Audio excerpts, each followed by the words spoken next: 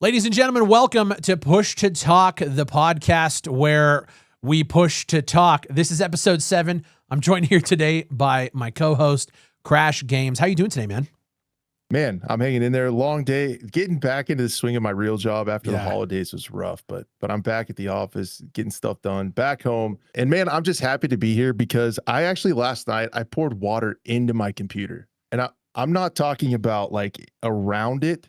It actually went into it. I had my electrolyte water behind my desk I reached for my stream PC and it tipped over and I thought it just got that like cheap keyboard, so I wasn't worried about it. I started cleaning it up. And dude, I'm not even kidding. My main PC that I'm on right now, the fans went like kicked off and the screen went off. And I was like, and I looked over and I saw the water dripping off the desk. And I was like, cause like, you know how much RAM costs now and stuff? Yeah, no like, shit. Over. I'm retired. I'm retired from the internet. So I like jumped down, I unplugged it, took it all apart and cleaned it up. And I plugged it back in. And I was like, click the button and it fired back up. Fucking rallied. And we're here, dude. Hell yeah. It was on for like 30 minutes or so, and it cut out my mic and the internet Ethernet port quit working. Shit. And I was like, oh no. But then I shut it off, restarted. I played about an hour Hunt Showdown last night. Yeah. It's worked here today. Fair enough. Guys, if you are listening to this on Spotify, Apple Music, wherever you're listening to podcasts, make sure if you can give us a rating, make sure it's a 5-star. That definitely helps out the show. And if you're watching this on YouTube, leave a like on the video and leave a comment down below. Now, usually we jump into the meta breakdown. It's our first segment of the show. This one's going to be a little bit different.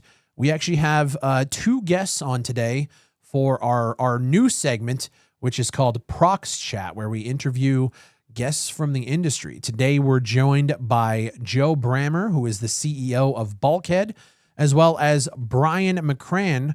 You guys might know him as Lossy on YouTube here. He's an old Battlefield creator turned industry veteran at this point. And he is the community manager for BULKHEAD. We're going to be talking about WARDOGS. We're going to be talking about the industry, how they got from Battalion 1944 and onwards. And we hope you guys like it. So without further ado, I think we'll jump into the Prox Chat. Hello, everyone. Welcome into episode 7 of the Push to Talk podcast. We are into the proximity chat part of the show. It's not the normal meta breakdown where we get into the nitty gritty of a certain topic. I would venture to say this is even a little bit better. We're honored today to be joined by some new guests that you guys haven't seen before, but the first interview on the Push to Talk podcast, we are joined by Joe Brammer, who is the CEO of BULKHEAD, if you haven't heard, and also Brian McCrann, the community manager over there. And you might recognize him from YouTube, maybe go by the name Lossy. So he's over in the industry side of things now. We're going to dive into that in the interview as well. But just looking forward to talking to these guys and getting into some of the nitty gritty of game dev, what they got cooking, and just everything that goes along with that big process and big undertaking. So anything you want to say, Fry, before we kick it off? I'm just excited to be here and actually have some people on the podcast I've been wanting to talk to for a long time. So this is very, very cool. Welcome, fellas. I'm Joe Brammer. I'm the CEO of BULKHEAD, which is a very, very fancy title for a small game developer. But everyone does a bit of everything. So from level design up to business stuff. But I think Bri, I first came across you probably saying something negative but true about one of my games. So that's probably maybe not the first time, because I remember making the video for Battalion's Kickstarter when you guys first announced it. Yeah. And we can talk about how some things maybe went a little left there. But yeah, what was that? 2016, 2017? Like that. I think I said to you before, like I was 25 or 24 or something, and now I'm 32, I think. So game has aged me. And then met Brian along the way, actually through Battalion as well, right? Through Battalion, yeah. What was it? Gamescom 2017. I was, of course, making videos about Battlefield and stuff, and I've noticed Battalion. I was like, that's a pretty cool game. So yeah, I met up with you guys in Cologne and just kind of stayed in touch since then. Yeah. And then, so I'm the community manager, and day to day, like Joe mentioned, you kind of wear a few hats at BULKHEAD. So I dip my toe in UI as best I can, and just generally helping in as many You departments did, as I didn't you? can. I forgot I you did, yeah. because there was You that kind of like saved 2 me with that months. one. Yeah, there was like 2 months where all of our UI looked exactly like Battlefield. We had Yeah, to yeah. get in It the was like, hey, spot. I'm just gonna concept this What kill are you indicator, doing? and it's like, yeah, that's Who's from doing Battlefield this? 5. It's Brian. It's Brian. So No, yeah, you wear a few hats at BULKHEAD, but yeah, it's really good fun. for That's my what it's- context, sorry, Crash. I want to know, how big is BULKHEAD as a studio? So we were up to 125 Oh, in in Jesus. 2023. And 24 actually. We've been up that big because it's always been like this. That's just normal in the For games sure. industry. Yeah. But we'd say our core team of people that have been together since Battalion, those 20 people are still there. Awesome. And then up to now, we'd say the core teams were about 60 people. So today, as of today, we have 76 people. Man, that would age me more than Battalion. Holy hell. The 100+ thing was a killer. Like, Brian, That's did you brutal. ever see me? Like, No, I you never were got just to people work on the managing game. the That whole was time. horrible. Yeah. Yeah. Horrible. And I'm not a Brutal. people person. So it's like, Yeah.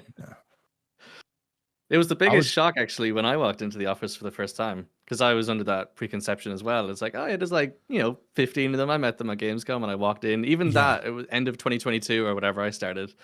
I walked into the office. I was like, this is a real game dev studio. What the hell? There's like 100 people here. This is crazy. I was not Yeah. expecting it, and it's only grown. And obviously, like you said, it's gone up and down. But yeah, And so- proper studio, especially in this new space as well. Yeah, so new game dev space. When you started Lossy you said 2022, was that at the height December. of, was that, again, there's a whole bunch of stuff that I need to dive into. Splash Damage and Tencent full on at that, like that was Oh, the height of that That studio was then? my first week. Okay. That I started actually when you were doing Joe, when you were doing that pitch to Splash. That was my first day. oh shit. When I it was pitched like WARDOGS to yeah, that was like my Tencent. first day, because I was supposed Wow. to start in January, but I just said no, I'll come over December and just meet the team and all that. And That's then how confident we were. We hired a community manager before the game started. Right. before the game, it was Like, even day. so our confidence. Man, everything was Um, getting signed back then. Yeah, it was a crazy. I remember walking in and everyone was just going mental. I was like, "This place is crazy. What's everyone doing?" And it turns out you were getting the game greenlit. I was like, "Yes, that is pretty busy." Well, because it had been 12 months to get Yeah. it greenlit. Yeah. So from nothing to here's a game we're pitching for millions of dollars, and yeah. Holy cow.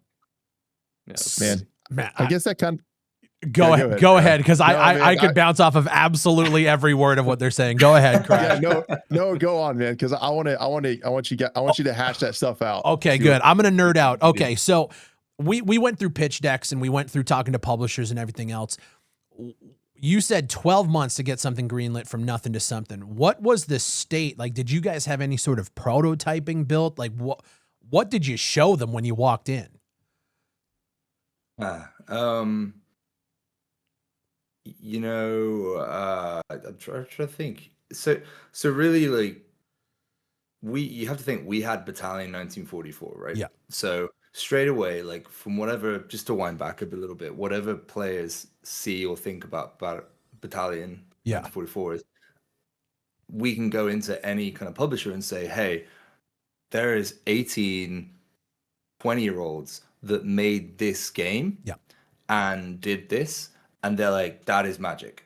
Not anyone can do that. Yep. Whereas players are like, that's a pile of shit. They're like, okay, but if we gave you some money and some Thank help you. and some structure, Yeah. you could be amazing. Haven't released another game yet, but I'm hoping it's true. And Well, and at the but time, you guys would have had Pro Mod as well, correct? So ProMod started its life, but between then and us getting a game, release, WARDOGS, basically. Yeah. We went from Battalion 1944 to a game called Uprising, which is effectively Battalion 2, but we made just the Rush game mode, just Rush Gotcha. from Battlefield, set in like Man in the High Castle, like alternative history World War II kind of thing. Cool. And that was a really cool game. But we got it funded, and then we decided to split with Square Enix at the time, who were the guys we were with Battalion. Gotcha. And we were also making a survival game with them, and that was ready to release on early access called Tower. and that was a very, very cool game. Brian, you've seen a video of that one before, and That was sick. you're Yeah, like, that was an how awesome the game. hell did this not release? And because the publisher's idea of quality was asking a bunch of 20-year-olds to do The Witcher 3, and we just weren't going to do that. So it was ready. It was better than a lot of early access games you've seen. For sure. But yeah, so then we went from that, and we basically had no money. Battalion was done. What are we going to do? And that's where Splash Damage, who are, kind of in the UK at least, like really big FPS guys, and we got to kind of jump on their shoulders and be like, holy shit, I played Quake Wars in school. Like, that was what I was playing when I was a kid. So they're just kind of like an older version of us. We got to spend a year like learning and also processing like everything that happened with Battalion and went wrong and that kind of thing. That's where ProMod came from. And ProMod, we were able to go and make a really solid base, like a scientific approach. Okay, I'll just say it. It is 1-to-1 Call of Duty 4 movement. Yep. Science is no debate. That's what it is. And now we had this base where we could say, okay, look at what we've got. Let's make a really quick version, which effectively becomes the prototype of WARDOGS. We've got this idea for a game, and we killed ProMod ourselves, even though we had a community, we had loads of publishers offering us millions to make it, right?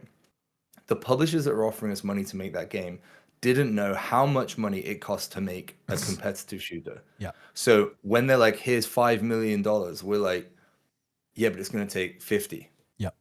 And if you're not serious, then we're not doing it because we will just get slated. We've only got one more shot and everyone's going to say, fuck Bulkhead.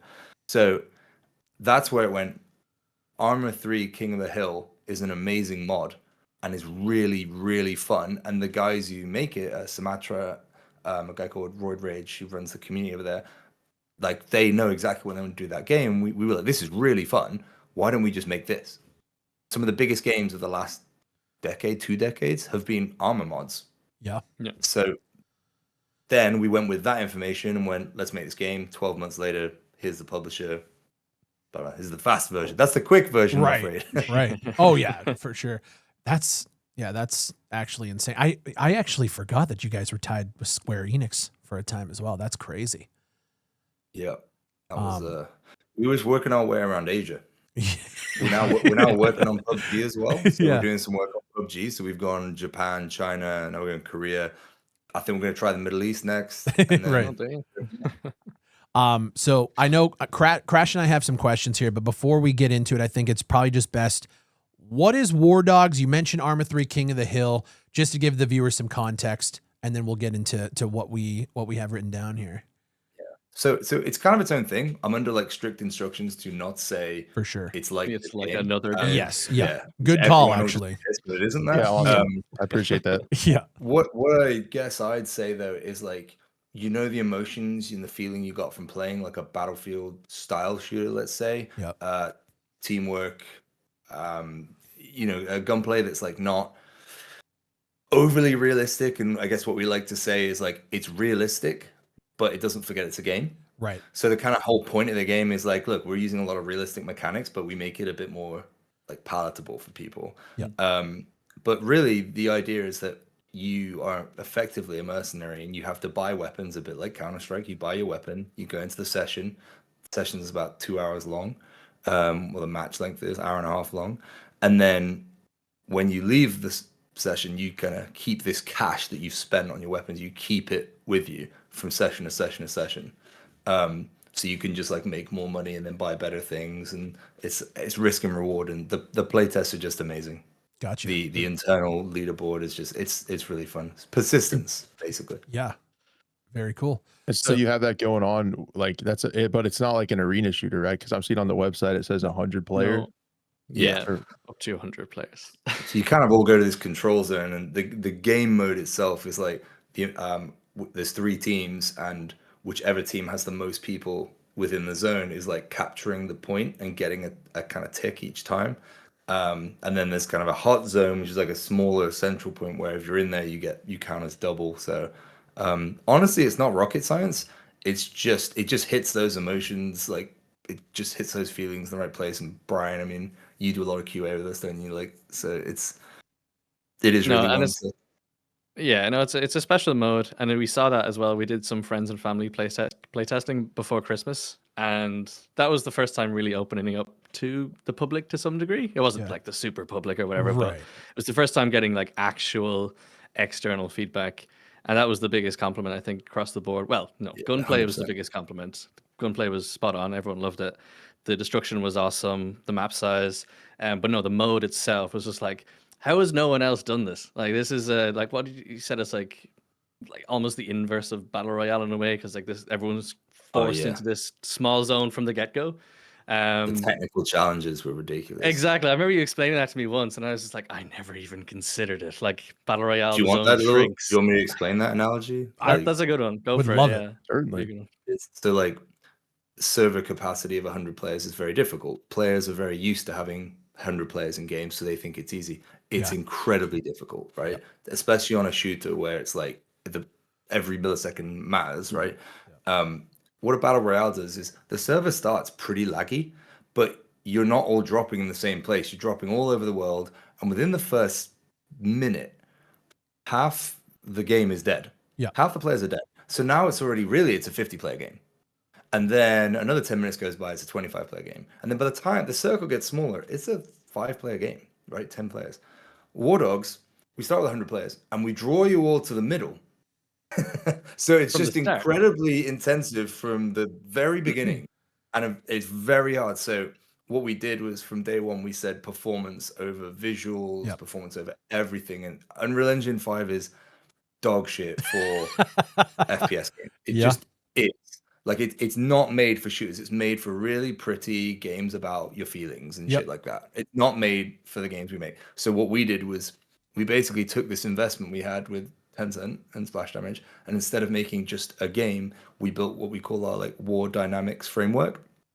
And it basically just sits on top of Unreal Engine, and it's just like really advanced gunplay mechanics. And like our helicopters, we had like a Kenyan aerospace engineer come in and Jesus. like help us make helicopters, and like all this really advanced stuff that it like trying to explain to a publisher like, no, the helicopter has to work like this.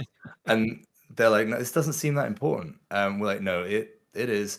So we then basically finished these 3 years of development with this incredible like sim world and kind of a little game attached to it. So yeah, but that's like the complexity of the game. The challenge is mental. Yeah, I can't imagine. With 'Cause everything I think that's we've heard going that on before in the other games, games where that just exactly like what you said in a lot of BRs, the servers even start at like lower tick rates, and then as the game changes, then the Yep. servers get better and better as the circle gets smaller. Yeah. That's pretty cool. Yeah, I bet that's a crazy challenge. I was gonna ask you guys, because we're talking about kind of getting the game together and coming out with this new IP.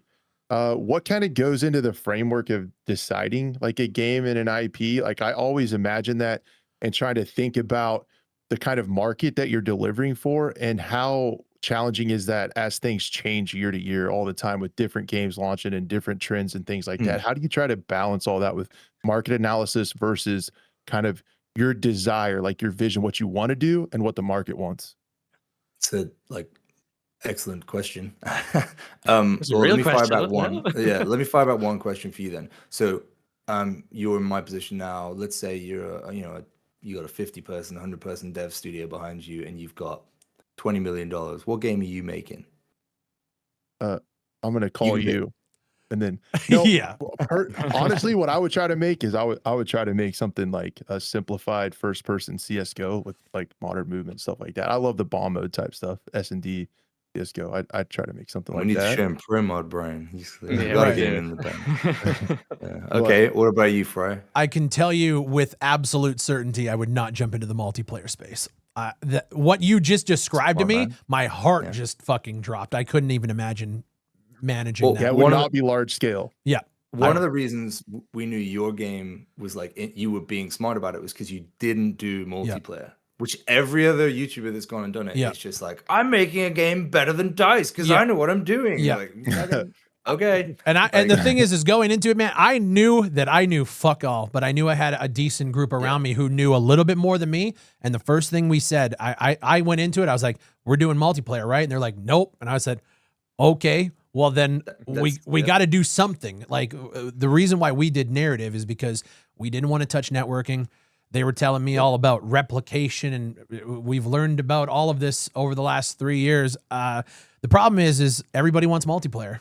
Everybody wants Yep. multiplayer, but I don't think they know what the fuck actually goes into building a multiplayer game. And yeah, so I wouldn't do what you did. I'll say that. I mean, but honestly, what you described, that is kind of what we do. This is our like 5th, 6th game. Exactly. Like it, Yep. you know, we didn't go to 100 player. We started small. Yeah. But in answer to your question, I think there's 2 ways to go about it.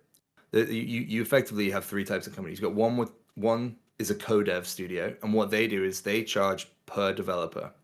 And even the developers don't know how much they're being charged for, right? So in the UK, the last few years, everything's been add 25% on whatever. That's what it's been crazy. But in the UK, you're going to pay about £10,000 per developer. So if you hire a team of, and you're paying £100,000 a month just for that team. Yep. And you mostly get bigger teams, right? If you go to America, you're going to pay $18,000. If you go to Poland, you're going to pay $7,000, let's say. So you've got this, and in Poland, they're very talented now. Maybe 15 years ago, not so much. Yep. Very good quality now. They're coming. So that's a co-dev studio, and you make your money on. You can pay people very little, charge a lot, deliver a contract, and that's your profit, right? The problem is every time you run out of a contract, if you don't have another one immediately, you just eat into your profit. Yep. That's co-dev. Generally, if you want a nice 9 to 5 and in the games industry, work at a co-dev studio. Generally, I will get a lot of shit for that, but it's true. Then the other one is, and the UK is really bad for this, if you make money making games. So a lot of studios will make money making games. And what I mean by that is, if I wanted to go and get funding today for a video game, I would go and pitch. Well, let's just use the last few years. Actually, it's a better example. The last few years has been, I want a Tarkov clone. Yep. Tarkov is too difficult. So when we were pitching WARDOGS, right, we were constantly getting asked, you should make it so you extract. Can we change it so you extract? And we had to say, no. Like, but if we wanted 50 million, 100 million just handed to us, we could have done that. Taken the money, taken a huge bonus every year because everyone was agreeing to those at the time. So I could have taken a few million in bonuses, just not owning the company, and then see what's happening with a few games at the moment. Like, just get bang, cut. This is a huge waste of money and is shit, and nobody wants it because nobody really wanted that, right? So that's the other way, is you make money making games. The third way is you make money selling games. That's the business we're in, ironically, having not released a game for years. The thing is, people like that we work with, like the publishers, they kind of know we're quite good at what we do. But the market, the changes in the industry over the last few years have kind of led us to, well, we'll cancel that one. We just won't release that one. Or, there was one scenario where if we released Battalion on console, it would have come out, would have increased our value, so we wouldn't have been able to be bought out of Square Enix because we wouldn't have the money from like Splash Damage to buy us. So we didn't release the game.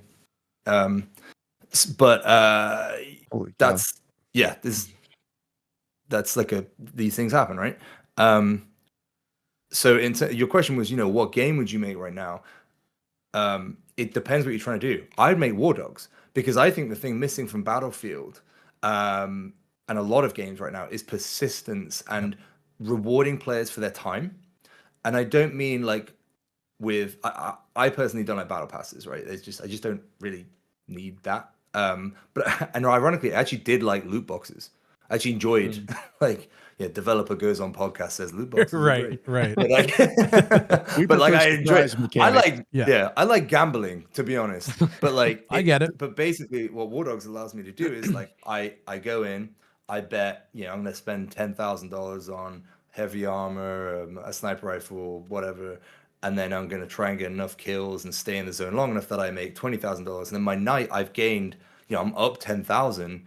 I go to bed and I've made a profit. Like that rewards me. And I think that persistence of every night I spend not doing something else, I am being rewarded. Because what I always say to people like Brian is, don't forget we're in the entertainment industry and we're not competing with we are competing with our graders, but we're also competing with the NFL. Yeah. And Manchester City and like anything that is entertainment. That's what we're competing with. I want your 3 hours at night to be spent doing my stuff. Yeah, Dude, that's so time is the cool. most valuable currency. Absolutely. My next question is exactly that. Yeah. Like Yeah. I've been in like this my own like conspiracy theory, and I even Googled the term for it, like the psychological term for it. I feel like some games are falling victim to habituation. It's the psychological term, I guess, I found, to where the more often you're exposed to a stimulus, the less like dopamine you get from it. So I feel like the repetitiveness of some of these multiplayer games that we played for years and years and years, like just the loop of, you know, run, shoot, die, spawn with nothing. And like, I think some of the games are really lacking that progression and stuff. How do you take into account things like that to try to up the dopamine? I don't know if that's the right term for it, but I guess I would say player satisfaction is probably the more correct term from it, to where we just kind of get desensitized to multiplayer gaming because it's been around so long. That novelty that we used to have back in the day of like, I can't believe I'm playing against somebody like in their house over the internet, like it's super badass, like that's gone. And I feel like players are searching for those more rewarding, progressive, intense moment type games. Yeah, and one thing you have to remember, and I have to remind myself of this, is you're aging, so those moments still happen, but you've had that time. Yeah. So like there is another generation coming through going, this is amazing. Are they just doing dances on Fortnite? Yeah, but like that's they're having those moments, right? Or now. But I actually think moments like Valheim was really like I loved that. That I had feelings like, oh my god, this is just amazing. I love this game. And I never really played it after the first 2 weekends, but I had that moment. And then again, I think Arc Raiders has been that for a lot of people. And you know, another big one was Warzone, because it was the first really good. It had the pandemic, but you had a lot of people, especially in the UK, playing games with their friends that were on console that they'd never played games with before, and then the world just became bigger whilst the pandemic was happening. And I think those moments do still happen, so we shouldn't forget that. But your comment about frequency and how often we see it, when I'm 32 now, when I was a kid, putting 50 hours into a game over 7 days or even 2 weeks, whatever, was very bad. That was like something you didn't really do. I think streaming has made it very acceptable for a lot of people to spend that time playing the game. So if you think a lot of people now have got 150, 300 hours on Arc Raiders in a game that's been out for a month, 6 weeks, whatever, and they're saying there's not enough content in it. No shit, you've just played a year of fucking content. Fucking thank you. Oh my god. Like, well, I that's physically impossible for me to keep up with that. And I think players are starting to respect that as well. Is that like, you know, I had fun on that game, and Destiny did this very well. I will come back when there is more for me to do. That's I even think with Arc Raiders, I think a lot of people are waiting for content, but it's the gameplay loop itself that I think is satisfying enough for them that just keeps them playing and just wanting to stick around. A lot of I mean, I just kicked a hornet's nest talking about Battlefield, you know, and how they're losing their player base, and how I think they need to make some changes, you know, going into future seasons to bring them back.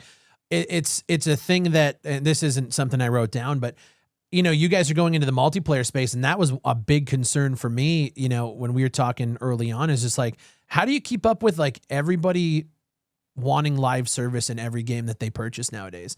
Like, is that something that you guys are concerned with at this point in the game, or is it still too early? I think it's about expectations. So I actually watched your video on Battlefield. Was it this morning, or was it this morning for me? Yesterday. I was in the shower, by the way. So, you were my shower videos. I'll take that. I accept that. You guys had a moment together. So I think you know, Battlefield, like you said, like I don't want to say 100,000 players is bad because it obviously isn't. And I'm like, yeah, you know, do you know who set the expectations for Battlefield players? Fucking Battlefield players. Yep. Like, if you like Battlefield, play Battlefield. Yep. No one's stopping you. But I think what people want is they want to play what all their friends are playing. And if your friends are like, I'm not that bothered about Battlefield, Yep. you're annoyed. You think it's like the developers haven't, you know, hit the mark. And really, like, as someone who has, you know, made a career off of selling nostalgia, because that's what Battalion was, right? It was boxed up nostalgia. And it did feel like those old school shooters, or those moments we mentioned. It did feel like that. That wasn't something that could be elongated because the moment went quite quickly. Yeah.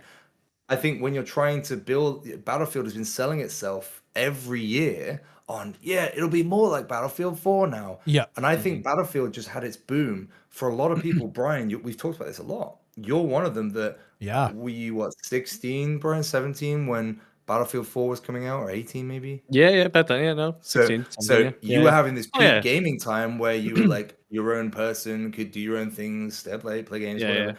And you're not going to get that back. Yeah. And I think that they're trying to get it back to Battlefield 4, but like, you can go play Battlefield 4. Right? Yeah. You can, like, it's out there. I've had that argument. Yep.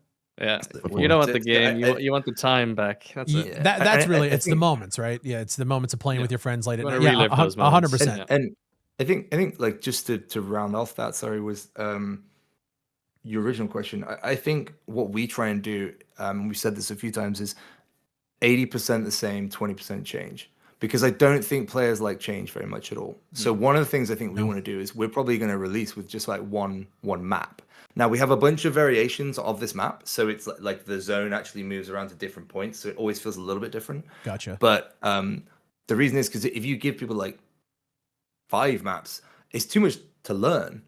Like, it's too much too quickly, and people start getting beat and they get fed up with it. Whereas if we could just quickly drop out some content that, like, oh, there's a new thing. And I think what you saw with Battlefield at launch is the way they did it. I don't think they said this, but my interpretation of how they did it was, do you remember at launch you would only get those 2 maps?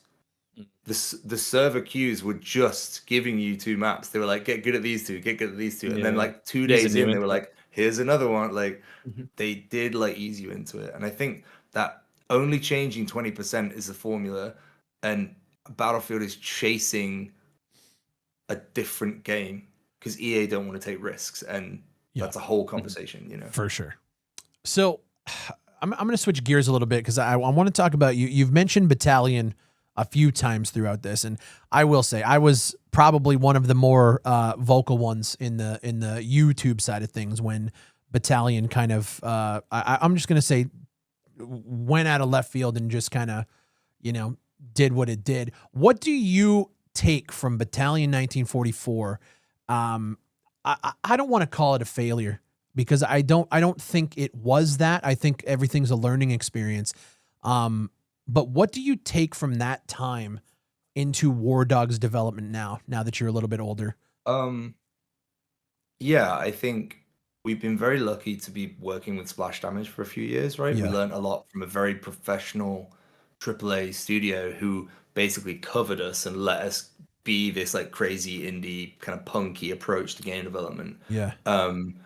And yeah, it's not very cool if you say you're punks, not the most punk thing, but yeah, I think like that was really helpful after Battalion, right? But one of the things, let me start with what helped us through Battalion is fake it till you make it. Right, that was Battalion through and through. We're gonna make this game. We're fucking sick. This is gonna be awesome. It's okay. Yep. You know, that was that was the way it worked. And we just had to believe we were gonna do it, and that carried us a lot of the way. And you saw like the stress, the pain, like the amount of days where you're just working till like 4 a.m. and like it came through. And I remember one of the community managers we had at Square Enix at the time. They were very, very be careful what I say. They were that side of the industry can be very, very like, yay, mental health every 5 minutes. But when it was a game release and they needed me to get coverage, they were fine for me to crucify myself in public. Yeah. And then then, go to bed at night fucking miserable, getting abused. And I think for me, I learned that like, the players will love you until they don't. Yeah. And that personally, I had to go. I actually basically took a year where I was like, I went and lived in Munich for a year, and basically had like a bit of time apart from being the kind of focus of the studio, and came back a bit refreshed, like, all right, I'm ready to go again. And the biggest takeaway for the team though would be really obvious in that don't do your own back-end infrastructure. So we can do multiplayer networking. We can do that pretty well, to be honest, very well. Yeah. Mm-hmm. Back-end networking, when you're trying to hire these guys, right, they're sort of a back-end infrastructure engineer, you're competing with Bank of America. Yeah. Because that's what they can do. And they're paid $200,000 a year. Yep. And pounds, that's a lot here. Yeah. So if you think of like the highest paid people at like Call of Duty and Activision, they're going to be those guys. Yeah. The guys who are like keeping the connectivity together. That's the big deal. So the reason we built our own backend tool, which is crazy. Everybody told us afterwards that's insane. Square Enix, who have no experience, and I'm hounding on them a lot here, but like we were young, they were the adults in the room, and they didn't give us any money to do it. So it was just, you guys kill yourselves, do it, and then see how it goes. And they should have said, hey, let's pay a back-end engineer to build this because you've got a real chance at building something successful here. Right. So when you look at games like Squad, Hell Let Loose, they don't actually have, if any, like back-end, really. That's why it's all like server browser. Yeah. There's no persistence. Right. Like there's none of that there. It's all just multiplayer networking. The back end side, which is what Battlefield does very well, and Call of Duty does incredibly. Like those things are insane. So that the biggest takeaway is that. I think because it was just, we just didn't respect how difficult it is to do back-end infrastructure. I was just going to clarify really quick what back-end is for people listening. And when you talk about back-end, you're talking about like when a player has an account, that's all the stuff that like ties into like what they've unlocked, their accounts, and like all that information, and staying it connected across whether they view it online or anytime they log in, all that information stored on the cloud, stuff like that.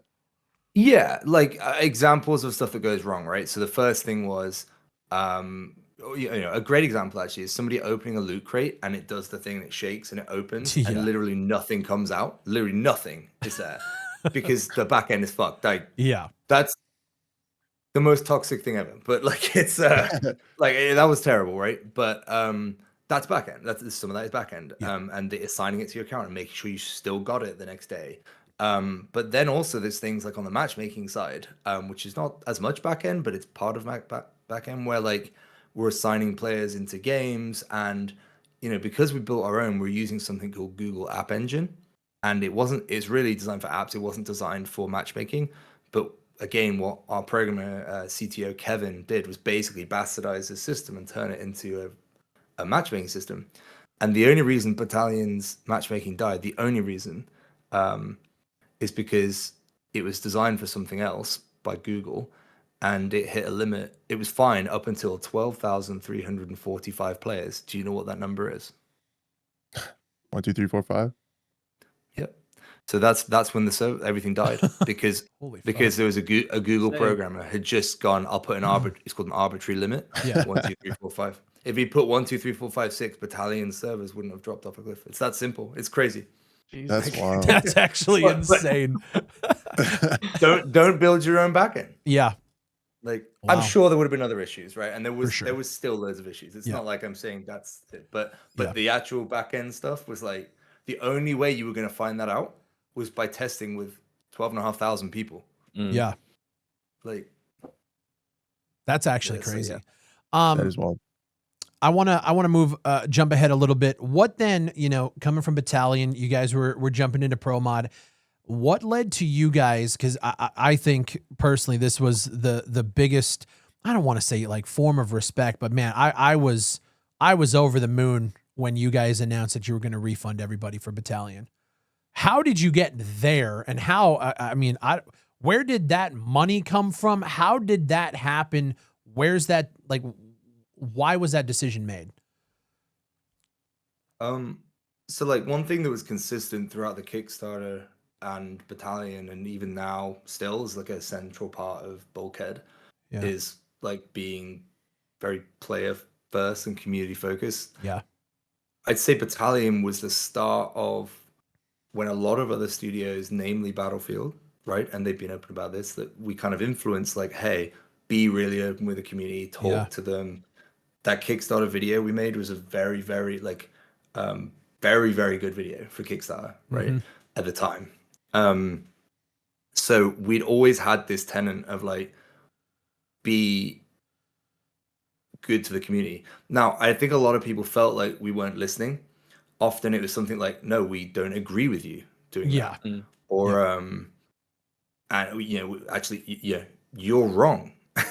And you say that and you're like, oh, they just don't want to hear Exactly. like, and I get it, right? Like, I understand that. And maybe this is why Brian exists, right? Because I was about to say, I don't have the patience for it. Like, I just, I'm like, I'll just be a bit more transparent about it. And I'm like, I'm being transparent. You just don't like the answer. Do you want transparency or just what you want? That's exactly it. To be fair, it has to be said from the very start, Joe, Howard, Mark, like, you are all very, very good at it. You don't like it. You don't like doing it. I remember when we were doing that Kickstarter stuff, we were down at Develop, and you literally gave me your phone and you were like, take it. I don't want it. I don't want to see the reception. I don't want to see any tweets about this. It's going to be horrible. And Joe even offered, he was like, we have a hotel room. If you want to go up with your laptop on your own and just sit there and just deal with all the responses. And like, if you need any of us, just give us a shout, expecting like the worst possible hate imaginable. But like, they was fine. They actually received that whole Kickstarter campaign really well. Yeah. But again, that's just like, probably like, I don't know because I wasn't there, but like that PTSD from the Battalion days, like that obviously left scars. Maybe you see it more than we do, but like we're very, very. I remember our PR agency at the time being like, "Why are they so? This is a good." Oh, news like thing. you can Why are they so see worried?" the scars, yeah. But like that's just cleverness. Like it's just like like you're just not naive. Like you know what to expect. You've lived when it goes wrong. Yeah, and it and is good, that humbled us, nice when right? it goes right. Yeah, and like, sorry, I will answer your question eventually. And just stop dodging it like a politician. But I think it's good. Like the one thing that we got with Battalion, the problem, and I actually said this the other day, that we have a camera crew with us, and I was saying this, and was that the problem with Battalion was we got to taste success. Yeah, we didn't get to eat it. Like we weren't successful. You're right. We weren't a failure. I wouldn't say Battalion was a failure, but to say it's successful would be an exaggeration as well, right? And what happened was we went like, oh my God, this is incredible. And for 20 minutes until 12,346 players joined the game, it was amazing. I was like, I've been wanting to be a game developer since I was 11. I've been modding. This is what I want to do. This is like, I love first person shooters. This is it. The next 2 years were kind of AIDS. Yeah. But like, you know, that wasn't great, but it meant I think the only reason we're still going is because we tasted that success. Yeah. So that's almost like it's hooked us on the drug of it, and we've been chasing that. And I'd say now we're probably, Brian, like how often have you tried to release something, post something, share something, and like quite a lot. We just won't because we're too afraid now, and the time's coming. But but the answer to your question of where the money came from is, in reality, at that point. In time, the amount of money we're spending making our war dynamics engine for WARDOGS, the amount of money we're making and doing stuff, working on do some work with splash damage, it's just not. It wasn't that much money, and we could do it without affecting the cash flow. Because I'd say the only thing ahead of the players and the community is the developers. Like we will put our team. They do work ridiculously hard, and they aren't paid. These aren't movie stars. They're not paid like that. So, once we were like stable for them, we will like, okay, well, next in line is the players. So, now we do feel very strongly that we did deliver the Battalion Kickstarter. You did for the players. We didn't deliver the console version, And there's, I think if you go through some of the pledges, there's definitely things we didn't deliver, like some maybe a signed T-shirt or something from the dev team, and that feels shitty, right? That does feel shitty. And I will keep looking for a way when WARDOGS is out and hopefully a successful, fun game that those players want to play. I will keep looking for a way to reward them, right? But yeah, in terms of where it came from, it was the opportunity. Like I said earlier, we just chosen to, as part of the deal, we didn't want to release a game, increase our value, and not be able to be sold from Square Enix. So we couldn't release it, basically. Battalion Console was just done. Just sat there. Pro Mod is Battalion Console reskin. Right. So we couldn't release, so instead we refunded them. I remember when I saw that announcement, man, I got the email about it, and then I went, you dropped a video talking about the refund, and I from my perspective, because what was that, 2023? Yeah. We were in game development, and I'm looking at that, I'm like, this guy is a fucking real one, because you didn't need to do that. And I think 99% of people wouldn't have done what you did there. And I appreciate that. I think the thing that shocked us and surprised us, Kickstarter don't help you with refunds. Yep. They have no refund system. So we had to go through a load of really complicated and probably sketchy, we probably broke a few GDPR rules because we're in Europe as well, where we had to basically get everyone's, you had to sign up to it. Do you want your refund? They need to click it. Then you had to go through this long process. Then we had to get your information. They need to give us your credit card details on up to date. So we needed the latest ones. We had to check it's you. We have to do all these things that, like, we're not a bank. Yeah. We're not Visa. So our finance person, Jenny, who is like a finance admin, is just going through thousands of Kickstarter backers. It's like 2,500 individual payments. That's all it is. Yep. It's not like refund. It is like individually. There was a limit on PayPal as well per day. Yeah. She couldn't do. We had to do it through She had to PayPal, stop. Yeah, she had to stop every day. She's like, can't do any more. I was gonna make a joke about 1, 2, 3, 4, 5 again. I was too. Yeah. It didn't feel right though. Yeah. No, it didn't feel right. No, honestly, now that we're chatting here, I just wanted to make sure that I got that in there. Much respect to you for making that fucking call. I appreciate it. Because that was very, very cool of you. Anyways, Crash, you have more questions. We went off on a tangent, but that was just very interesting to me. I want to make sure we got that in. No, that's great. This is all super informative. It's awesome. I was going to hit one for Brian. I'm going to really try to call you Brian and not Lossie. Working really hard at that. Either or works.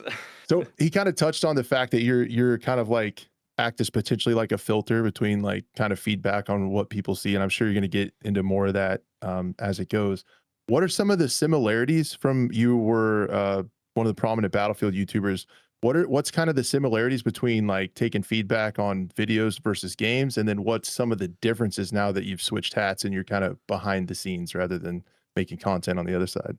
Yeah, it's nice. I'm looking forward to getting death threats and all that nonsense, but actually having some sort of say on the game. Not much of a say, not at all much of a say, but at least knowing the actual devs who are making those decisions rather than a different company. But no, the process itself is, I would say, so far, again, super, super limited to those couple of friends and family playtests. Again, hoping this year we'll open things up a lot more and get, more, community manager roles, which is really cool. But my first impressions of the role will be they're very similar, weirdly enough. My job is mainly focused on making mediocre my YouTube quality level videos for the team. No reveal trailers from me. We've got an actual content team to do the really good stuff, but like YouTube level quality videos. We did the friends and family playtest, so organizing all of that, interacting with those players, making sure there was no problems, getting their feedback, making some pretty pictures, social posts, that sort of stuff.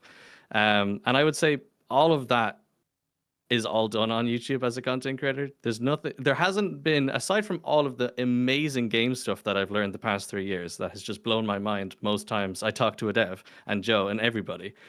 I would say YouTube was like one of the best preparation roles for game dev. Fry, you're probably quite similar in this regard. Like there's so many tasks that I get from Joe and Howard and stuff. Like one of the concepts I've made for the UI again looks super like Battlefield, but I wouldn't have known how to do that without my YouTube knowledge. Again, what I should clarify though, Brian, is that like Brian's job title is community manager, but as we said, like we all wear kind of multiple hats. Brian came in like, look, this is what you're here to do, but you, like you said, like YouTube has prepared you for effectively a graphic arts career. So what Brian will do is like services. There you go. Yep. Yeah, we do things that like we'll do things. We basically will manage our dev team as a community. So Brian will go like most money earned this month in the game and make like a leaderboard and stick it on the TVs in the office. And you'll do like a monthly, like basically like a frag movie, really, isn't it? With some really cool ones over the years. When GTA 6 came out, do you remember that one? GTA 6 came out, and I was like, Brian, I've got a special project for you, but you got 2 days, and we don't have our in-game camera tools yet. And he made the whole GTA 6 trailer in WARDOGS like halfway through development, and it's so jank, but it's so funny. Awful. That's awesome. It's so awful. But it's so, fair, like, community management. I hope that surfaces like, one day. Yeah. we can make it surface. We'll see. We'll see where we're at on the Steam reviews. Yeah, maybe. Exactly. Yeah, if it's very positive, it'll come out. But no, you wear a lot of hats. I don't know because it's my first job in the industry. So I don't know. I think community manager probably. I'm here to death. I don't know what community manager necessarily means at a lot of other studios. Again, we worked with the comms team at Splash Damage, and they were great. But like they didn't have a public game at that time either, so I wasn't sure what their community manager was supposed to do. I look at the DICE guys, obviously, and the EA community managers. I'm like, I don't really know what you do day to day. Like I know you obviously go on socials and stuff like that and manage the Discord, but I don't know if they're sat there also making videos and then jumping onto UI and stuff. And honestly, I don't really care because I would imagine they're not, which is kind of why, like, there is no one else. Like in my head, I'm like, I'll be honest. Like at the start, I said it to Joe. You said it to me many times, where it's like, you want to be the Battlefield community manager, and I was like, yeah, 100%. That's like the dream. And then it was like a year in, I think. And we had a meeting, and you're like, I can get you there if you let me. Like if you let me push you in the right directions. And I was like, nah, I'm good. I'm here. I see the game. I see WARDOGS. I see you. I see the leadership guys. I see the dev team. And like the dev team is the thing, you know? Yep. Like the Battlefields we all like. I love them. I love the new one. It's great and stuff. But that team, the team's making Arc Raiders now. Yep.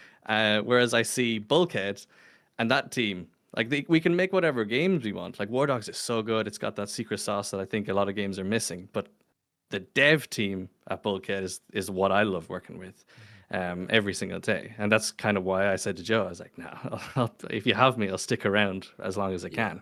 Because the team is the team's a special thing. It's the magic. It really is. It is. We use that Arc Raiders example as like DICE was my dream studio as a kid. But that's not the Swedish aesthetic DICE studio. That's not the thing anymore. That's Arc Raiders. Yep. Yeah. That's not. Yeah, and I think that's something that when we're on this online discourse, a lot of people can't separate anymore. You know, the Bungie of 2007 isn't Bungie now, right? And DICE, Infinity Ward, all of these companies, it's the people behind them at the end of the day. Yeah, 100%. Absolutely. Yeah, and that's the thing I think I fell in love with Bulkhead, and why I haven't really looked elsewhere, because you just couldn't really get the same team anywhere else, I don't think. Well, at least it's not a risk I'm willing to take, just in case. I think with you too, Lassie, as you guys start to open up more, and you start to do the marketing and you start opening it up to public eyes, I think you coming from a YouTube background, you've already seen what it's like looking in comment sections and being on Twitter and being on socials. Yeah. So I think question. Yeah, you're gonna be a better buffer for this team than I think anybody else who comes up in a regular, I went to school for this, and you've gone through the trenches with being on social media for as long as you have. So I think, we've seen that is the hope anyway. On Crash's podcast, he's got Blue the Robot on there, who's the community manager for Incursion Red River. Yes. So you and him, I'm starting to see more and more YouTubers are starting to make that kind of transition into roles that I think suit them very, very well. I was psyched to see you at Bulkhead. Thank you. Yeah, Same. very cool. Thank you Same. very much. Yeah. Yeah. No, Yeah, it's a kinda good surreal to be role to sitting here. transition into as well. Yeah. It's kind of surreal to YouTubers. be sitting here with you because whenever I started my channel doing Battlefield 2 and you were Yeah. already like one of my favorite Battlefield channels, and I'd be in Bossy back and forth, and like he actually answered me and I talked to him and asked him questions. It's pretty cool. Stop. Yeah, very, very It's cool. cool to be here. Ridiculous. It's really Um, funny that everyone He's in the gonna industry, slag me about it tomorrow now. loads of streamers and developers say the same thing about messaging each other and then getting a response. And like, I was so surprised you responded. It was really cool. And I was like, I was surprised you responded. It is really cool. Yeah. Are we gonna be best friends? Like, Go do some karate in the garage, Right. man. Very But cool. like Loxy's sentiments about the team and stuff, like really kind of point to good leadership, in my opinion. So that was one of the questions I wanted to ask you is how do you weigh feedback from the dev team? Because I kind of envision your position, Joe, as kind of like a director in a movie. Like you have a vision, you have a direction you want to go. How like tunnel vision are you on that? And then how do you weigh? Because I would say input from the public is much different than input from a dev or someone on the team. How do you kind of weigh like letting someone else step in and take control of something? Or are you like, no, it has to be this way? Like, do you kind of have a decision matrix, or how do you look at things like that? so if you look at basically, I would argue every game that came out in the pandemic that you were like, who is this for? They've all been made by committees, because what could happen in the pandemic is you could hire really senior people into really senior jobs, or to retain people, you had to give them really big titles and control over something. So you had like 10 creative directors on stuff, Yeah. on things. So Bulkhead's very much, we have like two parts, like church and state, right? So my job on Battalion was probably a bit more creative, right? And to be clear, like I am very creative, but like if you line me up in the street with people, I'll be the most creative one there. But in a game studio, I'm more like a problem solver. So I'm on the kind of how do we get this done side. There's a guy called Tim Nightingale and Howard Philpott. They're effectively, and Mark Pinney actually, and they're effectively the creative directors, the game designers. That basically the trifecta, like the triangle, argue over it. And Tim is our game director, and I am the exec. It's called exec producer, which is very similar to director, really, in terms of a movie. And what happens is me and Tim basically have that final say, but I am one peg ahead. And it's like the whole, like all of the power sits with me except for the creative. And it actually came up at lunch today, because I went to lunch with him because he'd been playing what's it called? Ashes of Creation. Yep. Yeah, Oh, he was like, oh, I fucking didn't like it. And he's like 150 hours on it. And I just don't like it. And someone's like, how do you not like it? And you got 150 hours on it. And he was like, that's my fucking job.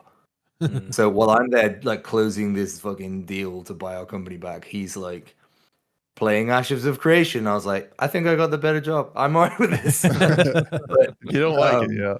but yeah, so like but the answer to your question though is like you could go through every game we've ever made that been cancelled, and everyone at Bulkhead could tell you whose game it is.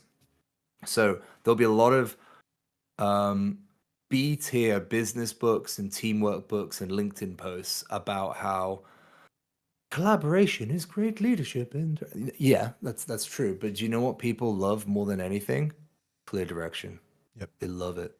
It's not that they can't make a decision. It's that they like knowing, what am I responsible for and where are we going? We say, this is the goal and these are the things that matter. We want you to worry about this bit. And like, we've got an amazing tech artist, right, at Bulkhead. So he's like the guy responsible for performance. He has an opinion on everything in the game. And you love him for it, right? You're like, I love that you care this much. You don't know what you're fucking talking about. He's still a game developer, right? And but he's on the level of a player. And what we do is there's a thing we do at Bulkhead, which is always we actually tell people this in interviews, and if they don't like it, we go, cool, no worries. But we don't do constructive criticism, because my view is it is your job as a game developer to take the emotional response they are having and to translate it. Now, if there's a guy in comments abusing your shit, Yeah. that's just stupid. Like, don't argue with him. Don't listen to him. Ignore it. But what we have is we have something called chimp feedback, and it's from a book called The Chimp Paradox about your chimp, your emotional side, basically your emotional response. If you're playing a game and you just go, "Fuck, that is so annoying," that's feedback. It is. Yep. It's your job as a game developer to mine that out of you and find why it's annoying. Are you annoyed because you died? No, I'm annoyed because I spent loads of time doing this thing and then I died. So, and like Tarkov, for example, okay, well, let's add an insurance mechanic so that you can get, like, that's how it goes. And then those games like Exoborn and, some of these newer games where they sand off Delta Force, right? They sand off all the edges. Yep. Those games, they end up adding too many of those mechanics because they respond to that player feedback too frequently and end up with what is effectively just a smooth, safe nothing. Yeah. And that's what, like, I would be the person who would listen to the player feedback and go, we need to change this because players aren't liking it. So ironically, my vision, people see me as the guy who doesn't listen to feedback, right? But ironically, the creative director, and it should be this way, I will go, but players are not liking it. He'll go, because they don't know what they're talking about, because this is what's going to happen if they keep going for another 2 hours. It'll be really, really good here. And that's not always, it's not the best example. Yeah. But splitting the church and state so that I can make the best decisions for the product, for the business, because that's what this is. And players should want us to be financially successful because Ark Raiders will be a well-supported, more successful game because it's made so much money. And the creative director should be like, I want the players to enjoy themselves. I want them to enjoy themselves, but they don't know what they want. And that is like the really weird, like, dynamic we have to kind of balance. Yeah. And then on top of that, you have Lassie being the buffer to where he can't say that publicly because then he just gets scorched for it, right? But like, this is one of the reasons we hire Brian, right? Yeah. Because I can say something to him, you go, that is not how they will hear that. Yeah. That is not how they will see that. That is not how they respond to that. And sometimes, Brian, I'll say to you, right, hey, Brian, in reality, the people saying that on Battlefield, it's fucking 20 of them. And they just all happen to have YouTube channels. Yeah. Sometimes that's the case. Not always. Not always. But sometimes it just starts a rhetoric. Yep. 100%. And it can't escape it. And you've changed my opinion on so many things. I remember one of the first meals we went out for, like, I think it was my second day or something, and we had like a quiz, and you're like, okay, Battlefield 5, tell me all about it. And looking back, I can't believe I gave the answers I gave. And I was like, Battlefield 5 is actually fine. Like, it's such a good game, and it sold this many copies, and it did this. And I'm a Battlefield 5 truther. I like well, that. like, Joe, like, broke down, like, all... I am a Battlefield 5 fan. I love Battlefield. That's my favorite Same. one in the last few years. Like, it's... I don't get it. I tell you what, like, really gets me about Battlefield 5. I love the medic. It was so good. Everyone hates it. I like it, but like Battlefield 6, the medic, you just like, it's ass. What the fuck is that? People. Yeah, that's what the player base was asking for. Battlefield 5, it was like, you're in there and you got to do it, and you can go quicker if you want. Yeah, dude. Yeah. There's been a lot of moments like that where I have my player brain, and then I talk to Joe, and it's just like, see it, I get it now, and I appreciate the games a lot more now. It doesn't mean that we don't have to balance both sides, right? Like, yeah, no, 100%. Yeah. But I'd say that, like, what we're trying to achieve, like, I go back to the original point of WARDOGS, is like, we want to reward your time. What I don't want to do is, because you feel a tank is a little bit overpowered, I don't give a fuck. It's part of a bigger ecosystem, right? But are you feeling what I've tried to make you feel? Are you coming back because this is fun? And I think people try, and especially in Battlefield, they try and balance and design tiny things. Yeah. And transients, you had this game where there was loads of really cool mechanics, and people that haven't played it, but I've watched a lot of the videos on it now. Yeah. But in the end, it came down to the first 2 levels, was it? The first was just too long. Yep. Because I'm betting that you guys played them so much because you started with them first that you basically ignored them after and concentrated on all this. Yep. More or less. And that's exactly it. Well, and through that development, I could beat that first level in 25 minutes. But I also told the team, I'm like, look, I fucking know where every single spawn is. I know where every fucking camera is. I built this fucking level out. You can't take this as the median. And we assumed it was going to be, maybe you play through it in 40 minutes, the first level. Fuck, man, there were people on Twitch streaming it for 2 hours and they hadn't even finished it. And I'm just like, well, I mean, there's absolutely no fucking way we could have done it. None of our testers took that long. It's just one of those things where, kind of going back to what you said in Battalion, you didn't know 1, 2, 3, 4, 5 until it was out in people's hands, and then you hit that. Fucking rest is history. No. Yeah, that's what sometimes people don't think about is like you have to balance it for all the players. And I think there's a vocal minority that all have like big followings on social media and YouTube, and they start these mechanics about something that bothers them, and then it gets adopted by their fans. You don't think about, like you said before we went live, all the people that come home, it's been a long day at work. Kids just went to bed. I want to vibe for 3 hours before I go to bed. I don't give a shit what they say on Twitter. I just want to have fun. And like you said, I'm excited to hear that you want to reward time. I think that's one of the things missing from a lot of core multiplayer shooters. And some of that progression stuff you mentioned sounds pretty cool. I've got one that you might be interested in if you don't mind me deviating for a second. Just go for it. Your comment there. One of the reasons certain decisions are made in the industry and certain games are made in certain ways. I mentioned like Risk with EA. And to be clear, like EA and Battlefield and DICE, and they are responsible for some of the best games in the last ever, right? Like they are that big. So it's to criticize them without accepting their prowess is unfair. But imagine you are I'm going to create you a fancy American title here. VP of Product Development at EA Games. Sure. And you're on $300,000 a year, and you have $1 million of stock options over 3 years that vest every year. See, and you've got 2 kids in private school, and when you're now 40, and when you were 20, you played Battlefield 1942, and you were like, oh my god, I want to be a game developer, and that job doesn't exist, and you pioneer the industry and you join. So like and this isn't anyone specific, there's loads of these people, right? The games industry is just getting to its point where we're first having retirees. Games industry hasn't ever had retirees, right? So now you've got people sat in these very powerful roles like VP of Product Development, who not only don't play the games, because actually I think they probably do, they're not connected to those communities and they don't care. So would you rather, and I've seen this happen multiple times in the last 2 years in the industry, would you rather close an entire studio of 100, 200 people to protect your $300K a year and keep your 2 kids in private school, and you close the 200-person studio in Sweden so you can keep living in California? Or would you just say, actually, I forced them to go down the wrong path, and I made them make a extraction shooter after they said that's a terrible idea, everyone's making an extraction shooter? Would you do that and say, you should fire me, the 200 dev studio is actually pretty good? Which would you do? I'm telling you, that is what is happening everywhere in the industry. Oh yeah.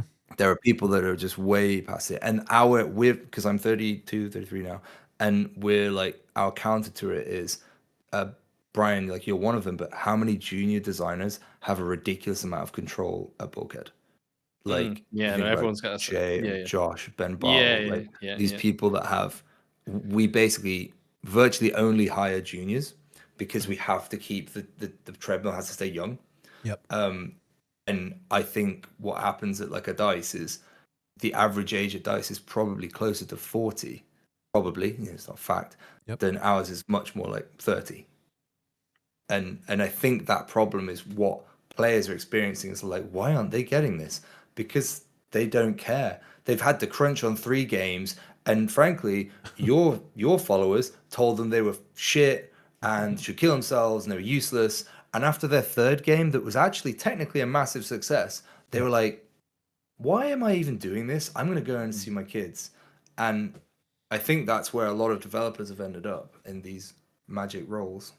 But yeah, I thought I'd mention that one because I thought you guys might be like, hey, that's why some of the creativity stops at these big companies. I mean, I always wonder. I think more and more people are understanding that now. But the thing is the we can say all that, doesn't change anything. People will still No. buy Battlefield. They will no matter what happens, nothing will change, right? I think that's maybe a doomer outlook, but you know, Is it though? Do you like Battlefield 6? I like it in small bursts now. I think that's what Battlefield 6 is. And that's when okay. Battlefield was great, there was nothing else there. Like, right? There was nothing else to play. True. I like Battlefield. Yeah. Like for 50 hours, 100 hours. But that's what it is. Yep. That's when I go down my habituation rabbit hole, I think. But your point's really good too. There's so much else out there to play. I didn't really think of that back in the day, it's like there weren't very many studios or places that had the ability to build a multiplayer game, and now you have like those tools becoming more accessible to smaller studios, and we're starting to see more stuff happen, which is great for the player.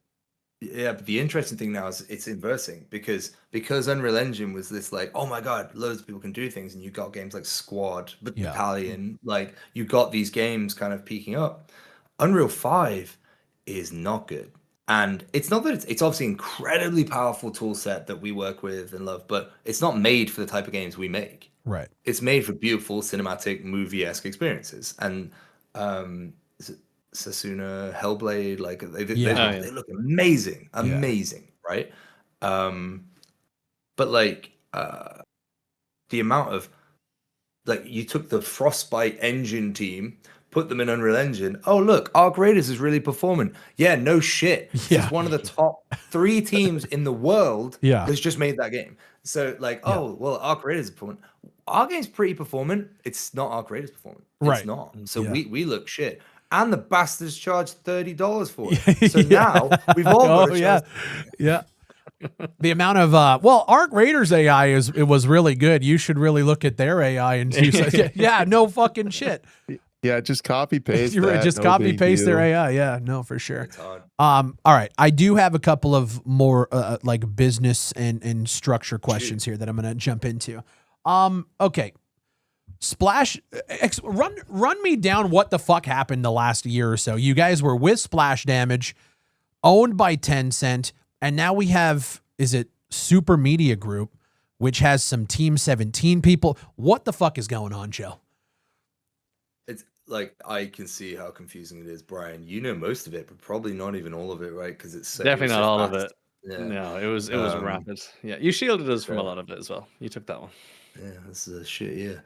So we were pretty transparent, right? Like we basically, I think at the start of the year we told you if you can find a job somewhere else, take it. We did say that in town halls, right? Like, you guys were ridiculously open. Again, first job in the industry. I don't know how it's done, blah, blah, blah. But I've never worked for a more open leadership. It's ridiculous. Like we'd have a town hall on a Monday and it's like, so things are really shit. And then you just keep us in the loop as much as possible while also shielding us like when the we were just in the way and stuff. Yeah. And look, I'm going to try and say this as best as I can and protect all the relevant parties, right? Because what I will start by saying is, without Splash Damage, you wouldn't have WARDOGS. Right. The game, like we learned an incredible amount from them. They helped us, and whilst the publisher kind of route, like Splash Damage helped protect us from publishers and those decisions to go off and make a extraction shooter. They were like, no, let these guys cook. That's what Splash Damage did. Yeah. So we love those guys. And they are like kind of pioneers in the British industry. So we got a lot from them. But and Tencent as well, like undeniably went around the Western games industry pumping money into studios and saying, okay, all you needed was money and time. Here's money and time. And if I'm honest, like if you look at the games that have come out, there's not like a great deal to see from that. So if you were like a Tencent or a Nexon or what's the other one that closed like 50 studios? Oh, the Swedish one, wasn't it? Embracer. Yeah, the Embracer. Yeah. Like now that one was a bit different. There's a lot of negativity there, but like a lot of the dev teams didn't deliver, and I think that's a really like, and there was a lot of pressure from the publishers as well to like, we want to do this now, pivot because Tarkov's doing really well, and pivot this way because everybody got screwed around, and everyone has the same story with that, right? But for us, you know, Tencent is a massive conglomerate that are really good at what they do, right? They're incredible at what they do. And when they decided to, Splash Damage decided that they wanted to buy themselves out of Tencent and they wanted to go off, that left us with a question: do you want to come with us or stay? At the time, Tencent really wanted to keep going with WARDOGS, and I think so. Okay, well, Tencent purchased us from Splash Damage, which is all public information, so I'm saying that. And then, it kind of took so long that there's a lot of internal politics in China as well, like a lot about Chinese business this year, which has been really fun. And definitely my dream as an indie game developer. For sure. But it was, like I think when Donald Trump kind of basically started that trade war, like it had a real effect on us, right? If you track, do you remember, Brian, like me doing a town hall, like, guys, this is not funny. Like there is correlations here. Like, so that wasn't great. But regardless, like, what we ended up with was like, hey, let's go our separate ways. You guys can have your game. Why don't you find other investment? Or they want to sell us to someone, because we are like I said, within the industry, we're quite popular. Like we're good at what we do. We're pretty cheap. We're not based in LA, right? Right. And that was when the clock started. It was like, we are going to close you by December 17th, 19th. We will close you or sell you, which is fair enough, right? Like you don't want to spend money anymore. Like I get it. Like that's the industry. I think we have to respect that. That's the industry. Sure. But what we knew was like, I think the big difference here is, I talked about expectations earlier. Our expectations for WARDOGS, we're not trying to be some Battlefield killer, right? Right. We wanted to make a all-out warfare first-person shooter, and we wanted to make a game with helicopters in, and we wanted to make tanks, and we wanted to try these things, and like our tanks are like super physics-based and work with the world, and like it's really cool stuff, right? That we wanted to do, and we really enjoyed playing Armor as King of the Hill in the evenings. So we were like, let's just make it. The best games we've made have been when we, Battalion, we just fucking loved it. So we just did it. It wasn't that complicated. So we said, well, we'll buy the company back. So we raised some money. And what we did was, we were 100% owned by Tencent. And Super Media Group is just a holding company that myself, Mark Pinney, Fantasy is a YouTuber as well, and CTO Kevin Chandler set up to buy the company. That's just basically a logistics Gotcha. system. The only reason we had to report it was because we took investment of 20% from Everplay Group, which is Team 17. Right. Okay. The idea is that we're actually going to be working on Hell Let Loose and doing some work there, as well as working on WARDOGS and releasing that this year. And they've been amazing partners, and they're British, and they're like 30 minutes away from us, like super local. And it was just a match made in heaven. Gotcha. It's been amazing. But basically our thing was like, we want our company back.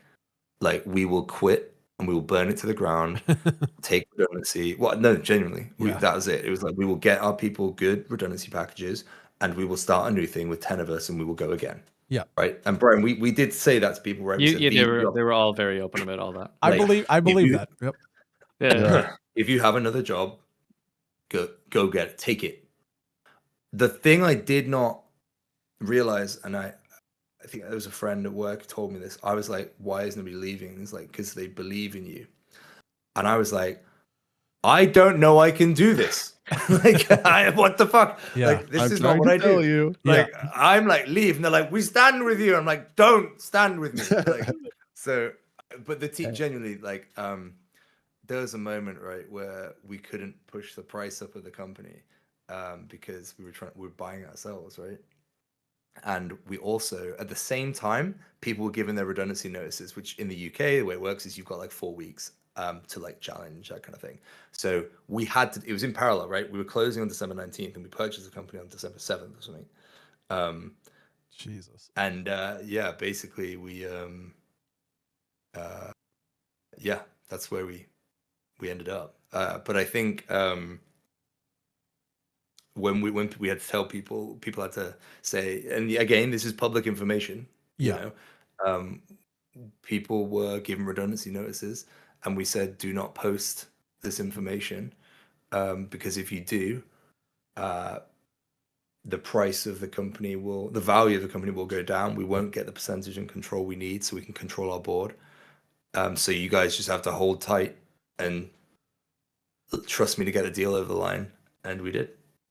So literally 100 or 60, 70 people did not post on social media saying, I am one of the affected, I've lost my job. Yeah. Do you remember that one, Brian? That was a big deal. So the staff, as a result, what we're doing is, so I own 22% of the company now. Everplay own 20%, and they've been amazing partners so far. And then there's another, basically 50% of the company is owned by the kind of three major people. 20% is owned by Everplay. The remaining 30% is given to the staff. Oh, good. Not for all you. the staff, but most staff. So 80% of the company is owned by the developers that are making and have made WARDOGS. Good for you. That's sick. But That is fucking awesome. That's pretty that cool. was what we did. Wow. And it was a hell of a journey. And I had a 2-year-old this year, or he's been 2 this year, and I barely got to see him. But that was what we were doing it for. It was all that good. Loads of people kept their jobs, and some people lost their jobs as well last year. We make redundancies every year, something we've done. We just clean house and make sure like we want the best at all times. But yeah, I don't think I said anything there I shouldn't say. But just to clarify, we to go over those splash damage we learned loads from, and then also outgrew them at certain points. But they're incredible friends, incredible partners. They were useful.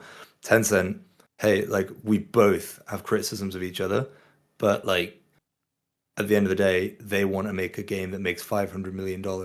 Yeah. We want to make a game that makes 50. Right. And that doesn't match up. That doesn't align. So the agreements go separate ways. Is like, we just want to make a game that we want to play. And they're like, but we want you to make mobile, portable, PUBG mobile. Yeah. We want you to be able to do that. And we're like, you know what? We just don't enjoy that. And so that separation happened. But hopefully that's the best answer. But like, no, that's ultimately great. all like, yeah. It really just sounds like it's more complicated on paper than it actually is. Because I was trying to decipher what the fuck was actually going on, because I was going to make a video on it. Yeah. And then we were talking in DMs, and I said, well, I'm just going to wait because I'll just ask you straight, because I had no fucking clue what was going on. Because I saw the co-develop. So you guys are co-developing and working on Hell Let Loose. Does that also include upcoming Vietnam? Can you talk about We're not working on Vietnam directly. I can't talk about what we're working on with Hell Let Loose. Gotcha. But I can say that we've seen Vietnam. It looks great. Really excited for it. The team that are working on that are doing a good job. So cool. There's my politician's answer. But no, we're not on Vietnam. Gotcha. Yeah. No, cool. I thought that was going to be a lot more. Now, granted, I mean, you're in it day to day. It was probably complicated as fuck, but dude, I thought there was going to be a lot of moving pieces there, which it kind of sounds like there is, but it also sounds like you guys kind of your made December it through. Makes me want to pour a drink, dude. I'm saying, bro, what the Brian? fuck?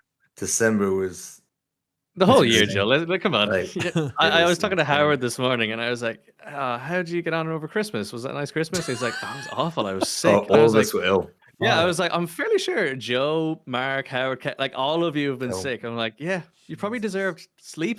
Yeah. I'll tell you what, let me read you an email. Just I fucking should not do this, but I'm going to do it. Loose cannon. Joe's favorite phrase, that one. Yeah. Yeah. Shouldn't do this, but I will. Yeah. Do you hear yourself? I shouldn't do it. That's what Lossie's saying right now. Man, that's like, fucked.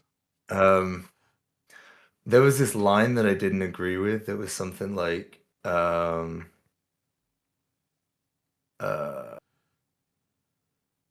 one of the parties I didn't agree with. And it was something like, we will own the tech you make in perpetuity throughout the universe. And I was like, no, we own our technology. We've made this war dynamic system. Yeah. we're taking that with us, kind of thing. And I sent that email to a lawyer saying, we're just waiting back to hear from you on how we want to handle this particular wording. I've attached an updated version with the phrasing that, in my humble, non-legal opinion, covers what your clients are worried about while still giving you the authority you need to operate within interplanetary law. So I was just like, it just got really sarcastic and then silly. And yeah, I said, do keep in mind that we will not be handing out thought police powers. Just Jesus. there was like, any designs you have thought of was one of the lines, and I was like, no, you don't own my brain. Fuck. Holy. Yeah. Any designs that you think of, create, like, no, we're not doing that. That's wild. Insane. That is. I believe it. Like, not a shock to me at all. I definitely believe it. To be fair, like, when you get what happens is the lawyers will speak like that, and you get the people you're partners with or the people you've worked with for years at Tencent, and you go, hey, this is ridiculous, and they're like, well, stop it. Yeah. Like, the Americans are good at this, man. You guys are rough. Us British people are like, that's not fair.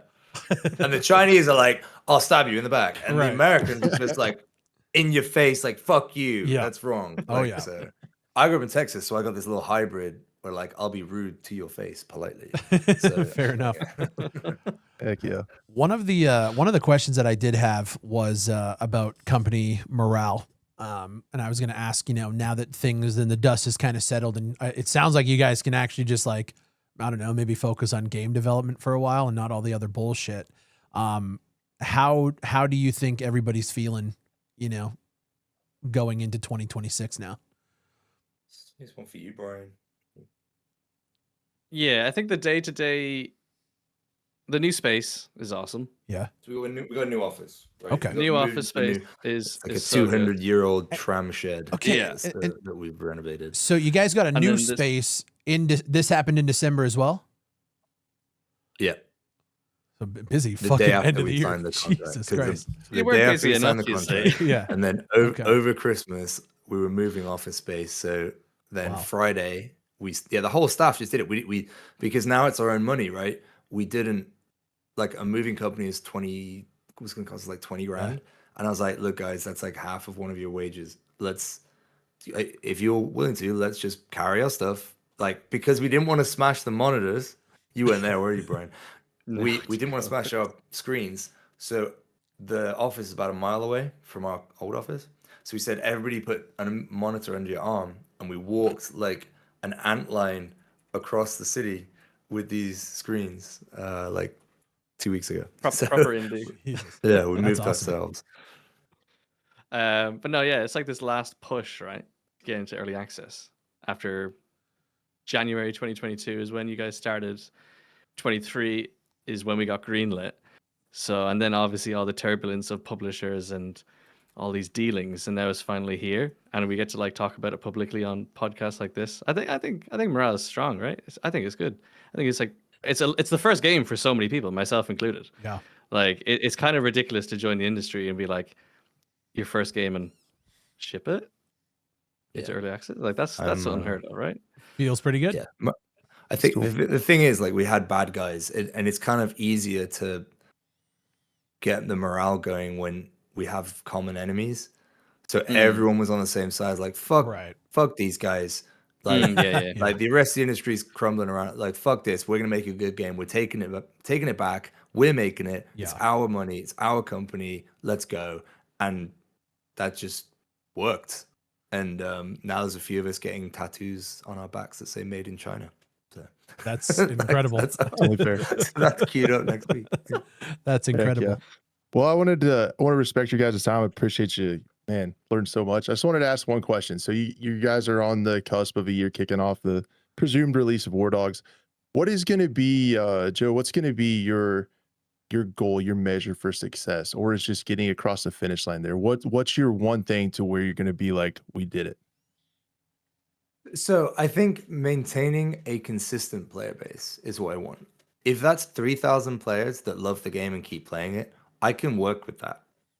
I think there's plenty of games that have come out, maybe 1 million people buy them, but there's 10,000 players or whatever, and like, but they're consistent.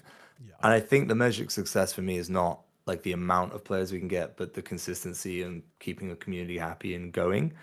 Because I can build with that. Because like we are going to early access. It is 0.1 version of the game. I think, we are comfortable enough that we have other work. We did some work on PUBG, working on Hell Let Loose, like working on WARDOGS. And I think for us, like really,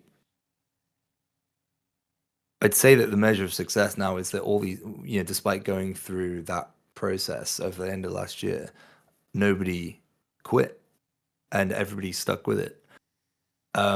So I, if I'm honest, it's a bit weird starting January 5th and saying I feel successful already and pretty happy, but probably for the first time in a few years at work, right? But maintaining a consistent player base is the goal. I don't really care how big it is. I just want to see people play. I want to be able to jump into my game and play with people. Yeah, not Brian, real people. Oh, you hear that? Sick of playing with us. Not a real people. Oh, that's very cool. Cool, man. Well, and this has been awesome. Yeah. It told a story behind the scenes. I learned a ton, and I'm just super thankful for you guys' time. It was incredible. That's cool. I'd love to do it again Thanks for sometime. having us. I'd love to talk about numbers with you guys. Like it was super insightful for me to see how you guys are thinking. The questions you guys asked are just like I didn't necessarily expect them. So thank you very much for letting me rant on your channel. I fucking love ranting because I feel like not enough game developers get an opportunity to do that. I feel like there's a That's why lot I'm of podcast, man. a lot We'll of find out if I've been frustrations, yeah. crucified in a week. If I disappear, No, like we'll fucking know. no, I really don't think so. And like I said, man, through the last couple of years, every time we talk about WARDOGS on a live stream or whatever, you get the people that are, yeah, but it was Battalion. And I say, yeah, but I mean, fuck me, man. They refunded you. Yeah, but they can take that and learn from it. Yeah, it was, it's a learning experience at the end of the day for everybody, right? I think just on that last one as well, it'd be nice to close it. Like, we really did appreciate those fans. Like we did. Yeah. I can tell I you think did. one of the hard bits is like, I think we priced it at $14. So it's actually cheaper than our single player game, the Turing Chest. It's actually cheaper. And I was like, it's $14. Yep. It's an okay game. Like I honestly don't know. Like I need like what do you want from me, guys? So I really appreciate that community. I just want to know that like I want that back and forth dialogue, and that's why I'm here, right? It's like this dialogue, the back and forth thing. Like Yeah. I do think there's a lot of people that can work together in the industry. They just have to respect what each other do. Yeah. So yeah. Yeah, I think, just as a closing point, I think a lot of people on the internet, and myself included at points in time, I think we all just yap. And a lot of it comes down to you just like to fucking yap and talk shit sometimes, And so, but I think a lot of people don't realize that, again, the thing I can take away from everything is that we're all just human and we're all just trying to keep shit together on a day to day. And gamers will never understand what the fuck your guys' December was, nor will they care. And I think if you just take solace in the fact that they don't give a shit, they just want to play games. But for me personally, I think just in the last 3 years, I want to hear about everything that we talked about here more so than anything so else. many war stories from everyone else. Fuck. Thank you for your thank you for your time. The amount of people that hit me up the same day that you said that you were watching my publisher video is fucking insane. It's insanity. Yeah, trenches. Everybody's in them. And I appreciate your guys' time. And I think this was a great little opener conversation to potentially more in the future. Absolutely. Thank you very much. Guys. Hell yeah. Yes. All right, man. Back in the lobby, dude. Getting ready to end the show. I just want to say how cool that episode, like the interview was. Yeah. Like that was so sick, dude. You were geeking out when we fucking wrapped up with them so bad. That was funny. I was too, because I don't know, man. I got a little imposter syndrome, a little bit. You got like real game devs and Fry, and then me with my tiny little channel. You had great questions. They were complimenting your questions. You came correct.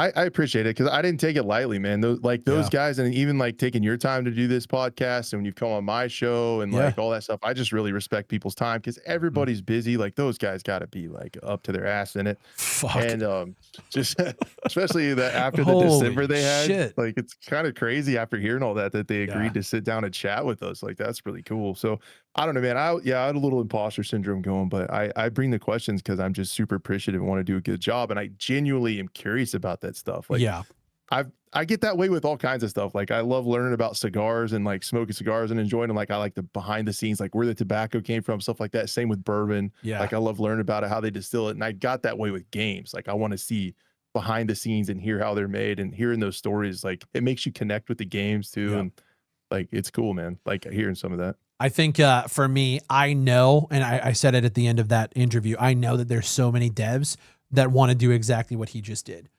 but they're either locked behind NDAs or contracts, or they don't want to burn bridges, or they don't want to, and it's very tough to be in this industry and talk openly. You know, some of the conversations we had, you can't really talk about that publicly with gamers because it's a different perspective. It's a different mindset. So I think conversations like that need to happen more. And I'll gladly be the fucking catalyst to bring more people on and do exactly that, because that was a great conversation. And in my opinion, brought more value than if we were to just bring them on for a PR fluff run of just talking about WARDOGS. I think there's a human element that I don't think a lot of people get. And so, yeah, that was a fucking fantastic conversation. Yep, I agree. I learned a ton, and it made me kind of excited for WARDOGS, like hearing some of the tech they got and what they're cooking on. And yeah, I think the next time we have them on, it's going to be WARDOGS centric. Let's talk about what the fuck you guys are actually doing. And now having the knowledge of how much has gone into that framework, that's going to be really cool. Yeah, it'll be cool to see what they come up with. And I hope you guys as viewers, after you've kind of been on that journey with them, and then when you get to see the game when it comes out, then you kind of have that back end knowledge and connect with it. And like, these guys went through it to get it here. Let's just hope it's good. It's good. I'm hoping for the best.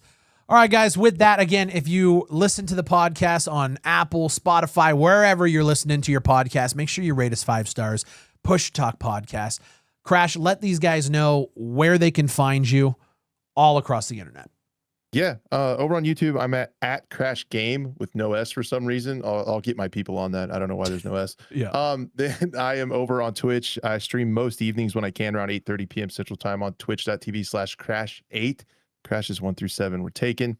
Got my words with those guys whenever I see them. Then over on X, FPS _ Crash. That's the main place I keep posting everything, a little behind the scenes stuff and what I do, family life, hunting, fishing, outside stuff, and gaming over there. So yeah, come check it out. I've had a few people come through the Twitch chat from the show and say they enjoyed it and wanted to come find me. So I appreciate that a lot. Thank you guys. I love hearing that that people actually listen to the show, because I love listening to podcasts.